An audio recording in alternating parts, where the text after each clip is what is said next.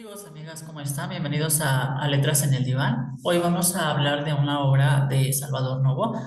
Sé que quizá conocemos a Salvador Novo por las obras más controversiales que escribió, pero el día de hoy vamos a hablar un poco de Las locas, el sexo y los burdeles, y especialmente del caso de los quemaderos que estuvieron establecidos en la Ciudad de México y que a lo mejor hoy, cuando vamos a la Alameda, por ejemplo, cuando vamos a San Lázaro, pues no nos ponemos a pensar que anteriormente ahí estuvieron establecidos los famosos quemaderos que puso la Santa Inquisición y donde se cometieron pues las mayores atrocidades y sobre todo pues dentro de la comunidad, los crímenes de odio que se cometieron contra la comunidad y que a lo mejor no han sido como tan visibilizados, pero que Salvador Novo retoma estos hechos y los trae a su libro de las locas, el sexo y los burdeles, publicado en 1972. Ajá, entonces ahí en la primera lámina les coloco eh, pues la portada de estos textos de Salvador Novo, Las locas, el sexo y los burdeles, que quizá no es uno de sus libros tan conocidos, pero sí, es un libro fundamental porque visibiliza los crímenes contra la comunidad, ¿no?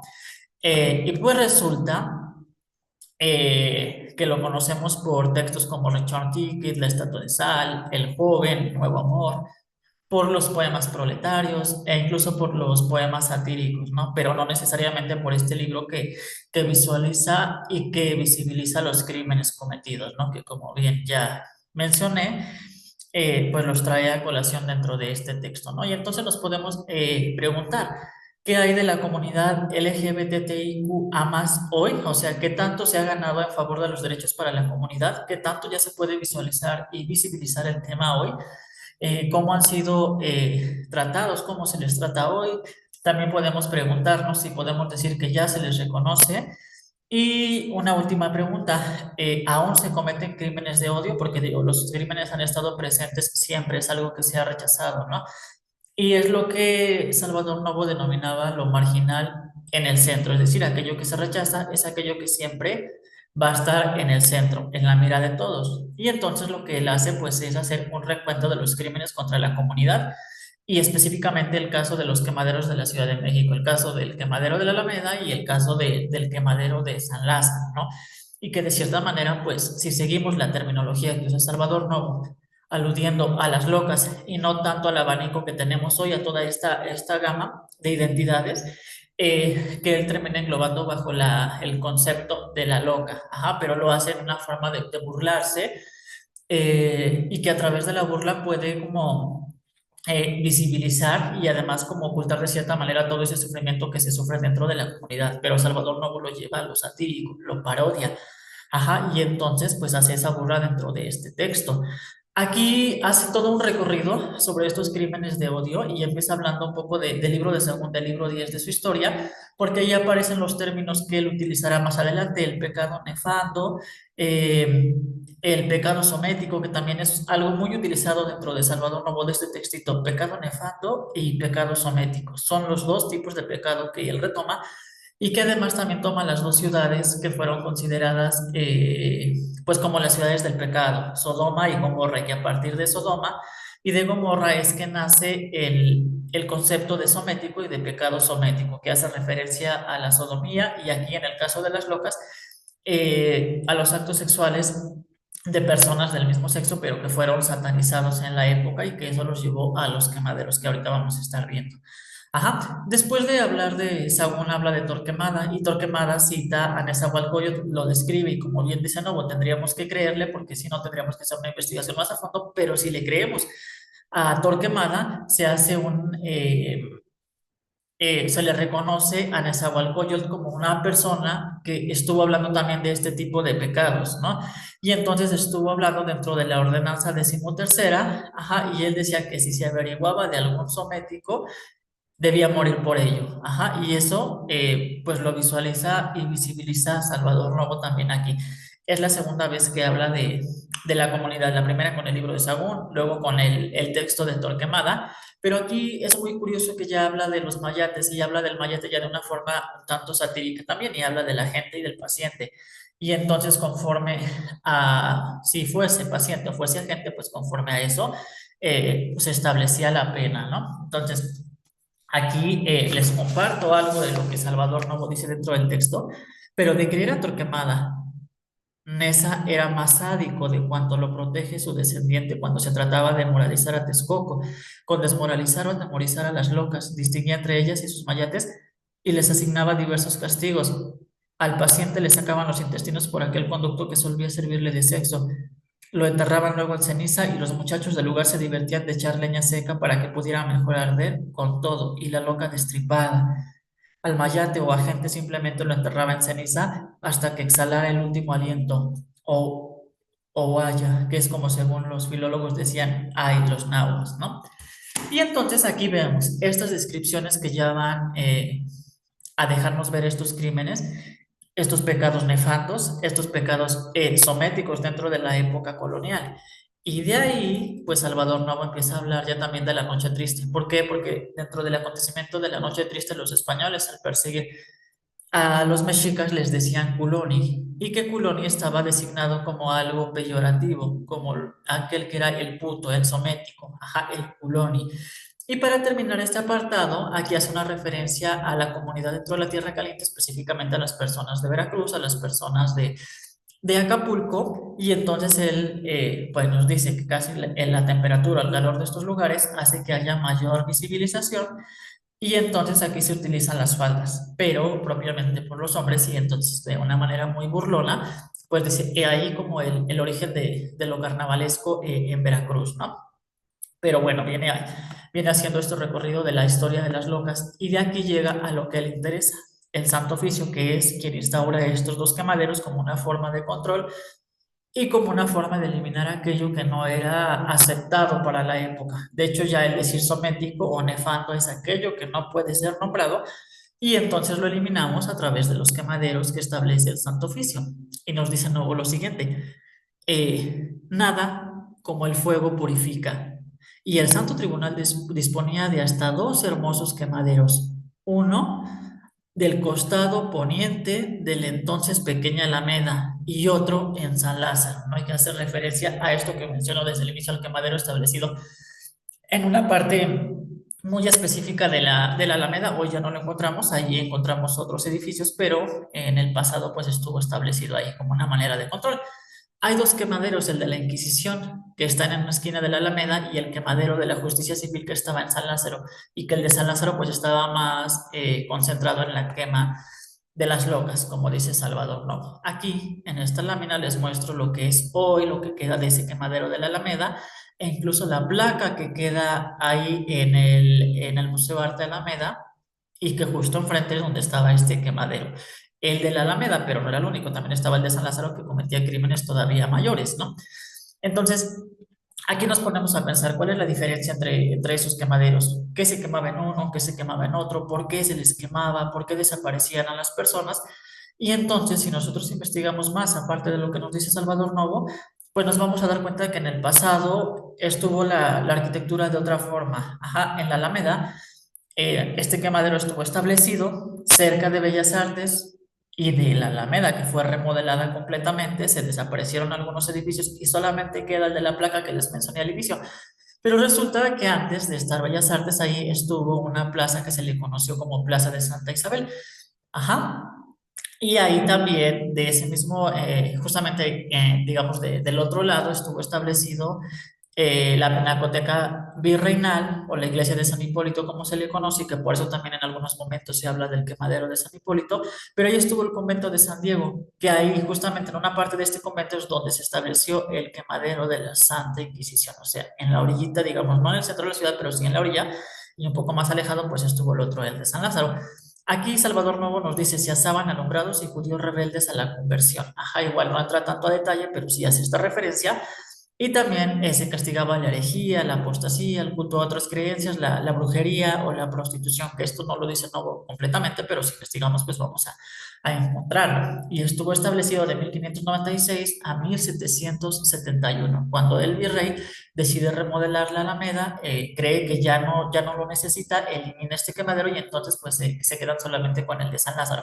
Ahora bien, ¿cuál es la diferencia? Bueno, Salvador Novo nos dice que allá en el de San Lázaro se rostizaban los sométicos, ¿no? Y lo hace de una manera un tanto divertida, ¿no? es como una forma de visibilizar, pero pues detrás está todo el dolor de lo que pasó en la época. Y aquel quemadero, pues resulta que estaba administrado por la justicia civil, a diferencia de acá de la Alameda, que estaba administrado por las autoridades eclesiásticas. Ajá. Pero allá se juzgaban los pecados nefandos, específicamente los crímenes, o lo que ellos consideraban los crímenes de las locas, como el caso de Cotita de la Encarnación, que fue un caso muy sonado y que si nos ponemos a estudiar la historia de la diversidad sexual o de la sexualidad en la Ciudad de México o en México, pues vamos a encontrar este caso que ahora está siendo un tanto rescatado porque igual es más conocido el baile de los 41 y no el caso de Cotita de Encarnación, pero pues esto se dio, ¿no? Entonces, aquí lo que les estoy mostrando en esta lámina es pues el terreno donde estaba ubicado este quemadero de San Lázaro, estaba cerca del leprosario, o sea, donde estaba pues digamos el lugar donde estaban todas las personas que tenían el lepra, ¿no? Ya no está, o ya no existe, o al menos está bastante deteriorado, ya no es como en su momento fue. Y también cerca del lugar está la Cámara de Diputados de San Lázaro, ¿no? Que es ahí donde estaba ubicado, que son edificios ya más modernos, pero que en su momento albergaron dentro de ese terreno pues el quemadero de San Lázaro. Y justamente ahí es donde es condenado Cotita de Encarnación. Ajá, ¿quién es Cotita de Encarnación? Pues resulta que un martes 6 de noviembre de 1658 salen de la cárcel 15 personas para ser juzgadas, para ser apaleadas y para ser quemadas por el pecado nefando. Es decir, los encuentran en actos sexuales y entonces son condenados. Y dentro de esos condenados, pues está Cotita de Encarnación, que es el personaje más conocido. Resulta que son 15. Dejan a uno porque era menor de edad y solamente lo condenan a 20 azotes, pero los demás si son juzgados, son apaleados, son quemados y pues sus cenizas se riegan en el lago de Texcoco. Ajá, porque además allí fue donde fue descubierto Cotita la Encarnación. Ajá. Si nos preguntamos quién fue Cotita, Cotita de Encarnación, cuando escuchamos Cotita, Cotita hace referencia a Mariquita, ajá, que es un despectivo, es como una forma de llamar el joto, el puto, por ejemplo, pero en la época, ajá, entonces ahí tenemos a Cotita, que en realidad resultaba llamarse Juan Galindo, que tenía un poco más de los 40 años o 40 años aproximadamente, era un mulato que usaba traje de indio, muy aseado, muy limpio, ajá, y dedicado al oficio, o sea, a la prostitución desde los 7 años, ajá, o sea, toda una vida dentro del trabajo sexual, pero era curioso que usaba un trapo en la cabeza llamado melindre y que eso lo hacía que se le relacionara con las mujeres, ¿no? Y que además se le viera de manera peyorativa porque era un tanto afeminado, porque movía las caderas y porque además traía listones en sus manos y eso era pues propio de las mujeres en la época y entonces era rechazado porque era algo muy visible, era algo que incomodaba muchísimo y pues no le gustaba a las autoridades, ¿no? Y además porque hacía labores domésticas y que pues tampoco les gustaba, ¿no? O sea, no estaba bien visto para la época. Y nos preguntamos aquí, ¿cómo es que lo descubren? Y resulta que una mujer mestiza que estaba lavando ropa, es avisada por unos niños quienes le dicen que vieron a dos hombres que estaban montados como caballos uno encima de otro. Esta mujer pues va a ver y efectivamente ve la escena, los denuncia.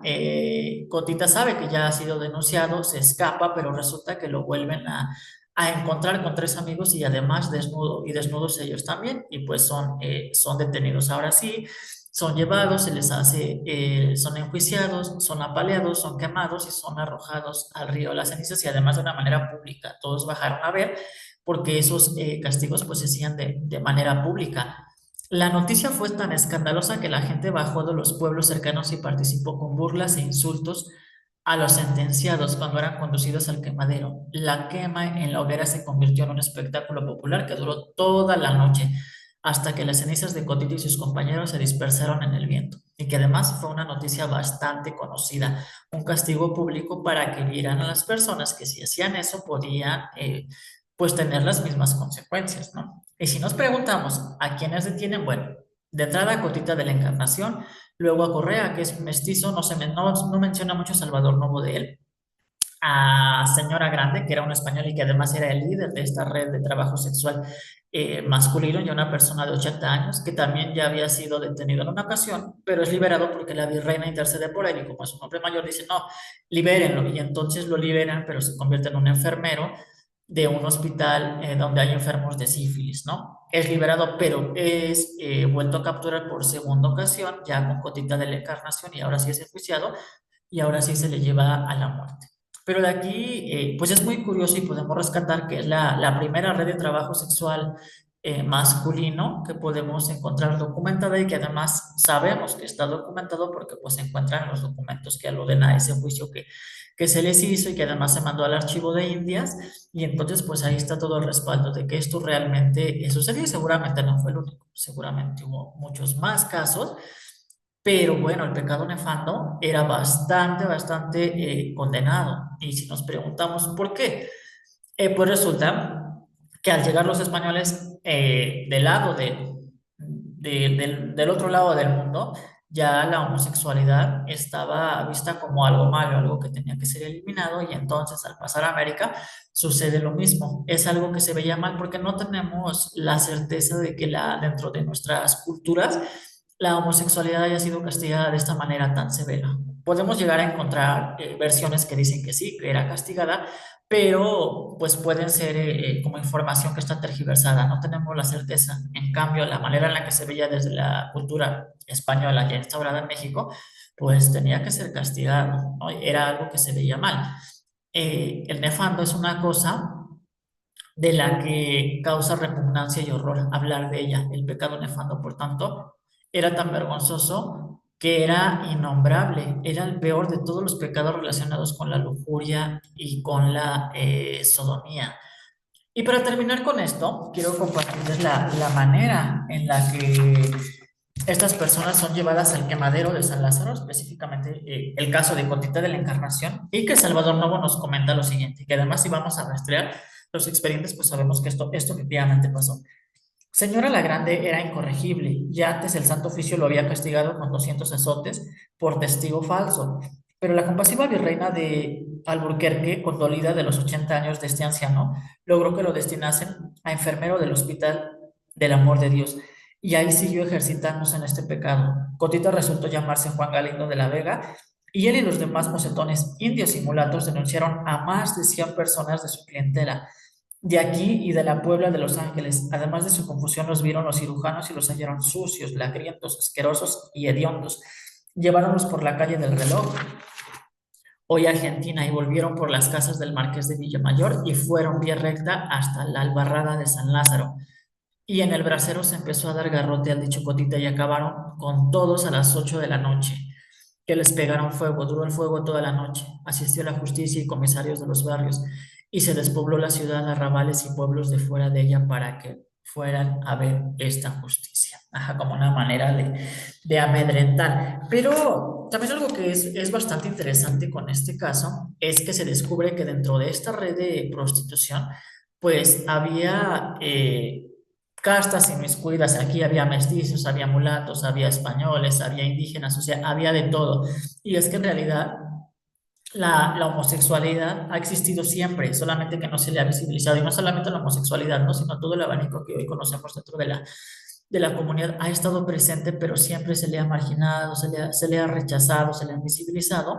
Y en este caso, pues se les quema en San Lázaro, ¿no? Y de ahí pues que Salvador Novo decida retomarlo y que además decida como posicionarlo como lo que nosotros conocemos como lo marginal en el centro. Ajá. Entonces, bueno, hoy quise compartirles algo de Salvador Novo, de la historia de los quemaderos en la Ciudad de México, para que cuando ustedes tengan la oportunidad de ir, busquen la placa o cuando estén en San Lázaro y entonces pues tomen conciencia de lo que hoy vemos ahí en el pasado no fue así. Hubo muchísimos crímenes de odio, igual no fueron tan conocidos como este que nos comparte Salvador Novo, e incluso podríamos compararlo con el baile de los 41 en la época porfiriana, donde solamente se llevan a la cárcel o se exponen a algunas personas, pero por el poder que tienen otras no se les exhibe. Es decir, sería vergonzoso para la época mostrar a personas con cargos públicos dentro de actividades sexuales no tan aceptadas en esa época. Y es algo como lo que sucede con Gotita de la Encarnación, porque eran 100 personas aproximadamente y de esas 100 solamente toman 14 y seguramente porque eran las personas que estaban en la periferia, o sea, no toman completamente a toda la red, que son aproximadamente 100 personas, y que además pues se llega a la conclusión de que esta red abarcaba la Ciudad de México, la red de trabajo sexual, de Señora Grande y de Gotita de la Encarnación. Ajá, y que pues era Ciudad de México, que era Puebla, que había personas, pues digamos que estaban muy bien posicionadas y que entonces pues no podían ser como visibilizadas. En cambio, con los que no estaban tan posicionados, pues sí se hace, ¿no? Entonces es una buena manera de acercarnos a la historia de la sexualidad en México, a la historia de la comunidad y ahora que viene justamente el Pride, pues sabemos que no solamente es la marcha, no solamente es el carnaval, sino es una forma de visibilizarse y de que otras personas que no han tenido la oportunidad no se sientan culpables de aceptarse como son y entonces sepan que hay muchas personas, que hay mucho apoyo y que no es necesario estarse ocultando y que no hay necesidad de estar sufriendo.